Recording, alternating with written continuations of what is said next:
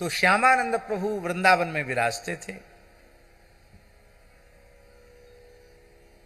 वृंदावन में एक ठाकुर जी का दर्शन किया आपने, श्री श्री राधा श्याम सुंदर। ये राधा श्याम सुंदर विग्रह, इसके बारे में महाराज जी ऐसी प्रसिद्धि है कि श्यामानंद जी के ऊपर प्रसन्न होकर श्यामानंद जी के ऊपर राधा रानी ने अपने हृदय से विग्रह को प्रकट करके दिया था। मैं जिस स्वरूप का निरंतर ध्यान करती लियो वह स्वरूप, और ऐसा कहती उनके अंक में राधा श्याम सुंदर जी प्रकट हो गए। बड़ा अद्भुत स्वरूप है वृंदावन में, राधा श्याम सुंदर जी आज भी विराजमान है। बहुत दिव्य स्वरूप है, राधा रानी के हृदय कुंज से प्रकट स्वरूप है वो। तो श्यामानंद जी का महाराज जी पहला नाम था दुखी कृष्णदास। भगवत विरह में निरंतर रोते रहते थे। गुरुजी ने तो नाम रखा था कृष्णदास, पर वो रोते रहने के कारण लोगों में एक नाम पड़ गया दुखी कृष्णदास। कब युगल वर श्यामा श्याम का कब दर्शन होगा, कब हम अपने नेत्रों को धन्य करेंगे, विरह में व्यथित रहते थे। गुरुजी ने उपासना बता दी और कहा बेटा सेवा कुंज में झाड़ू लगाया करो। हमारे यहां संतों में उसको सोहनी सेवा कहते हैं। नाम जप करते हुए सोहनी सेवा करो। आप सेवा कुंज में सोहनी सेवा किया करते थे। दीर्घ काल व्यतीत हो गया। एक दिन श्री किशोरी जी के मन में इच्छा हुई कि इस दुखी कृष्णदास के दुख को निवृत्त करके क्यों न इसको अपने परिकर में अंगीकार कर लिया जाए, कृपा की जाए। लेकिन मैं करूं कृपा कैसे? मेरी कृपा तो आचार्य स्वरूपा मेरी सखियों की कृपा के अधीन है। ये सखियों का मन तो पसीज ही नहीं रहा है। इतने दिन से बेचारा हरे कृष्ण करके झाड़ू लगा रहा है, फिर भी सखियों का मन नहीं पसीज रहा है। चलो तो मुझे ही कृपा करनी पड़ेगी। तो राधा रानी ने जानबूझकर अपने चरण का नूपुर वहां गिरा दिया सेवा कुंज में। तो आप सवेरे सवेरे जैसे सोहनी सेवा के लिए पधारे तो उनको वो दिव्य स्वर्णमय मणिमय नूपुर दिखाई पड़ा। वो देखते ही समझ गए कि ये इस धरती की वस्तु नहीं है, ये तो श्री किशोरी जी के चरण का नूपुर है। ये समझ गए। तुरंत उन्होंने अपने मस्तक से लगाया और अपने पटका में बांधकर सिर से बांध लिया। और जब राधा रानी कुंज में लौटकर पधारी तो ललता जी ने श्रीअंग को देखा तो कहा कि किशोरी जी आपका नूपुर कहाँ गया? किशोरी जी ने बड़े भोरे पंथ की, अरे ललता तेने मेरे चरण में नूपुर धारण ही नहीं कराया होएगो। अरे ऐसी कैसी बहकी बातें कर रही हैं? मैंने अपने हाथन ते आपके श्री चरण में नूपुर पधरायो। तो किशोरी जी बोली तो देखो सेवा कुंज में कहूं पर्यो होएगो, मैं तो सेवा कुंज में बिहार करवे गई। सखियों ने पूरी तलाश ली सेवा कुंज की, कहीं मिला नहीं। मिले कहां से? वो नूपुर तो पगड़ी में बांध लिया था श्री दुखी कृष्णदास जी ने। सखियां आई, बोले वहां तो नूपुर नहीं है। तो राधा रानी ने कहा कि है सके वहां जो बाबा झाड़ू लगा तो रहे ना, वह बाबा मिल गए हो, बाबा ते पूछ के आओ। आचार्य ललिता सखी, आचार्या है ना, इसलिए ललिता जी को भेजा। ललिता जी बुढ़िया बन के गई। ये कथा हम कह चुके, लेकिन आप विराजे इसलिए फिर से उसको मैंने अभी अभी कहे थे, लेकिन आप पधारे हैं इसलिए उसका क्रम स्मरण में रहे। इस दृष्टि से उसको अति संक्षेप में बोल रहे हैं। वृद्धा के रूप में श्री ललिता जी पधारी। बाबा, ओ बाबा, हाँ मैया, मेरी बहू यहां आई घूमबे, खेलवे आई मेरी बहू यहां। बाके चरण को नूपुर गिर गयो है, तो ये मिले हुए तो तू झाड़ू लगावे तो बता दे। आप बोले नूपुर तो मिला है, मैंने मस्तक से बांध रखा है, मैं झूठ नहीं बोलता, लेकिन मैं दूंगा नहीं। क्यों? क्यों नहीं दोएगो? बोले हमें कैसे पता कि तेरी बहू को नूपुर है? तू अपने बहुए ले आ, मैं बहू के चरणन के दर्शन करूंगो, नूपुर ते नूपुर मिलाऊंगो और जब मैं पक्को समझ लूंगा कि हाँ वाई को नूपुर है, तब मैं नूपुर दे सकूं, नहीं तो नहीं दूंगा। ललिता जी ने बहुत डांट डपट भी की, थोड़ी कठोरता भी दिखाई, भगाए दूंगी वृंदावन ते। बोले अब कछू करो, मैं ऐसे नहीं। क्यों? दूसरी कोई मैया आवेगी, वो कहेगी हमारी बहू को नूपुर, तो मैं तो द्रव्य को स्पर्श ही नहीं को, मैं ऐसा नूपुर कहां पाऊंगा, कैसे लाऊंगा, मैं ना दे सकूं। बहुए ले आ। ललिता जी गई, बोले बाबा जी बड़ा धुन का पक्का है, बाबा जी तो कहता बहू को ले आओ। श्री किशोरी जी ने कहा वह कृपा का अधिकारी है, चलो। तो छद्म वेश में नहीं, साक्षात अष्ट सहचरियों के सहित वृषभानुनंदिनी राधा रानी छड़ी छत्र चमर आदि से भी सुशोभित होकर के राधा रानी श्री श्यामदास जी के, दुखी कृष्णदास जी के निकट प्रकट हुई। और महाराज जी अपना दक्षिण श्री हस्त कमल श्री राधा रानी ने उनके मस्तक पर पधरा कर कहा, अब तुम दुखी कृष्णदास नहीं, अब तुम आज से मेरे श्यामानंद हो। ये श्यामानंद नामकरण राधा रानी का किया हुआ है। अब दुखी कृष्णदास नहीं, अब मेरे परिकर में हो। चरणों में अपना मस्तक रख दिया, रोने लग गए। तब वो नूपुर जो किशोरी जी ने हाथ में लेकर के उनके मस्तक के मध्य में स्पर्श करा दिया, तो तिलक के मध्य में नूपुर का चिन्ह बन गया।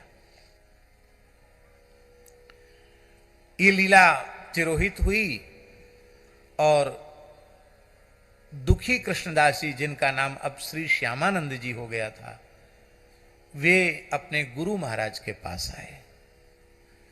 गुरुदेव का नाम था श्री हृदयानंद दास बाबा।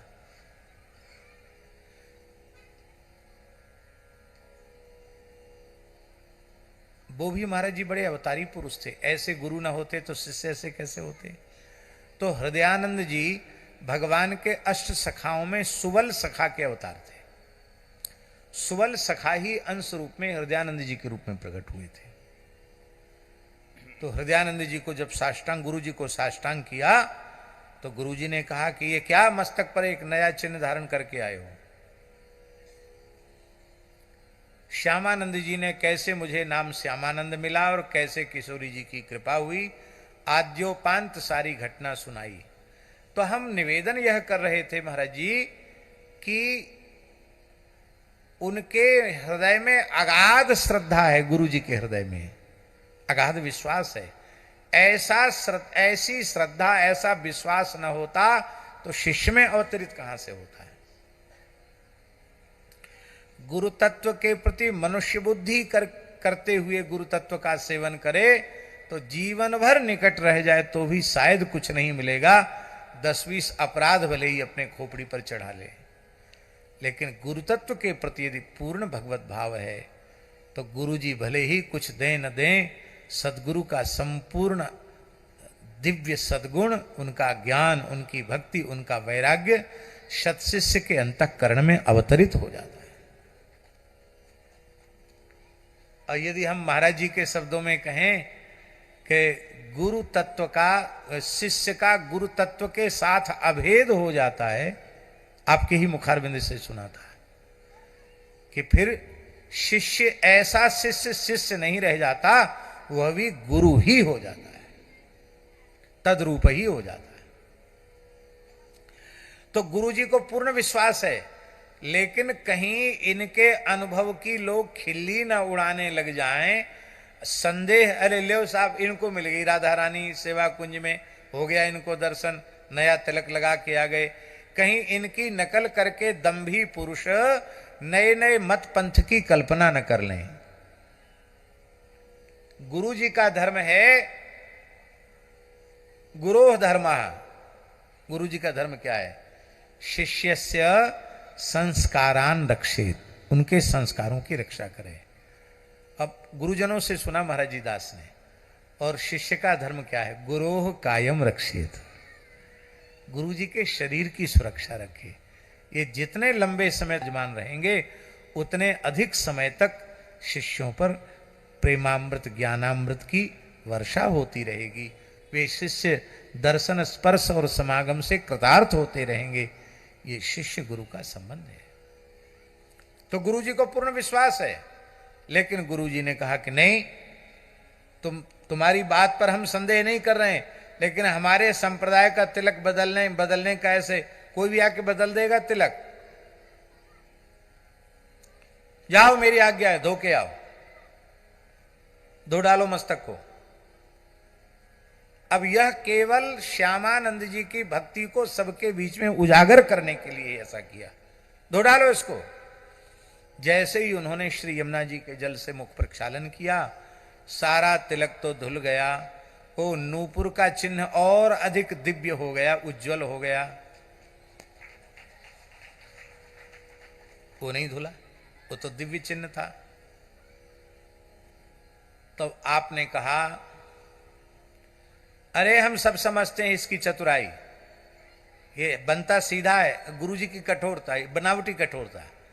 ये बनता बहुत सीधा साधा सरल है, पर है बड़ा विचित्र, हम जानते हैं इसको। हाँ, इसने और तिलक पर तो बढ़िया से हाथ लगाया धोते समय, और इस पर ठीक से हाथ नहीं लगाया। मैं धोऊंगा तब पता चलेगा। तो करुआ के जल से लेकर के साफी से रगड़ के उसको पोंछा। तो अधिक रगड़ के पोंछने से वहां रक्त झिलझिला आया और चिन्ह नहीं मिटा। जब चिन्ह नहीं मिटा तो अब शिष्य तो नतमस्तक था, वो कुछ नहीं बोल रहा था गुरुजी के सामने। अब सबको प्रमाणित हो गया, तमाम संत इकट्ठे थे। बोले निश्चित ये चिन्ह कोई प्राकृत चिन्ह नहीं है, ये श्री जी का ही कृपा प्रसाद है। बोले ये तो हम मानते हैं, लेकिन इसका साक्षी कौन है कि तुम्हारे मस्तक पर किशोरी जी ने नूपुर पधराया? तो श्री किशोरी जी ने कहा,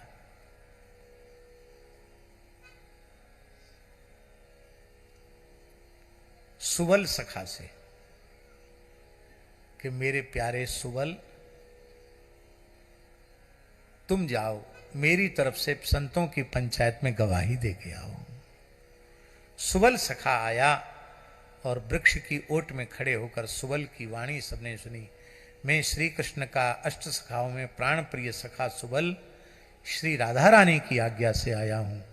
यह नूपुर का चिन्ह साक्षात श्री राधा रानी ने प्रदान किया है, आप इस पर विश्वास करें। बस इतना सुनते ही गुरु जी ने खींच कर भुजाओं में भरकर शिष्य को छाती से लगा लिया। बेटा, तेरे अनुभव की कोई खिल्ली ना उड़ावे, इसके लिए मैंने थोड़ा कठोरता का अभिनय किया, लेकिन आखिर तो वैष्णवापराध मुझे भी लगाई, क्योंकि मैंने तिलक धुलवाया, चिन्ह को रगड़ा, संदेह किया। तो संतों से प्रार्थना की, अब हे पंच परमेश्वर, आप प्रायश्चित बताओ। गुरुजी प्रायश्चित पूछ रहे हैं। बड़ों का चरित्र कैसा होता है, हमारे जैसे लोगों को शिक्षा देने के लिए। तो महाराज जी वृंदावन में संतों की पंचायत बैठी, और उस पंचायत में गुरुजी को दंड दिया गया। आप लोग कहेंगे कौन सी जेल में भेजा होगा गुरुजी को, भोजन छुड़ा दिया होगा, और जाने क्या क्या किया होगा, प्रताड़ित किया होगा, कहा हुआ देश निकाला कर देते हैं तुम्हारा, जाति से बहिष्कार कर देते हैं। ये दंड नहीं दिया संतों ने। संतों ने दंड दिया कि तुमको वैष्णवापराध लगा है, वो वैष्णव सेवा से ही नष्ट होगा। 12 दिन तक महारास कराओ, 12 दिन तक अखंड कीर्तन कराओ, खूब संतों को खीर मालपुआ जिमाओ। ये 12 दिन का दंड महोत्सव होगा। कौन सा महोत्सव? कितना मीठा दंड दिया संतों ने। बोले 12 दिन का उत्सव होगा। आज भी वो उत्सव चल रहा है वृंदावन में, लगभग 400-500 वर्ष हो रहे हैं। आज भी राधा श्याम सुंदर मंदिर में 12 दिन का दंड महोत्सव चलता है। भले ही बहुत बड़े रूप में न चलता हो, लेकिन 12 दिन का अखंड कीर्तन और बड़ी शोभा यात्रा, अंत में संतों का जरा भंडारा। आज भी वो परंपरा चल रही है। जब गुरु जी ने दंड स्वीकार कर लिया हृदयानंद जी ने, तो श्री श्यामानंद जी ने प्रार्थना की, गुरुदेव आप संतों ने जो आपको जो ये 12 दिन के कथा कीर्तन का दंड प्रदान किया है, आप कृपा करके इस दीनहीन दास को ये प्रदान कर दीजिए। आप तो जैसे निश्चिंत होकर भजन करते थे ऐसे ही आप भजन कीजिए, मैं करूंगा इसको। तब श्यामानंद जी ने ही इस 12 दिन का उत्सव मनाया, फिर रसकानंद जी ने मनाया, और आज भी उस परंपरा में वो 12 दिन का उत्सव चल रहा है। ये उत्सव इस घटना का साक्षी है।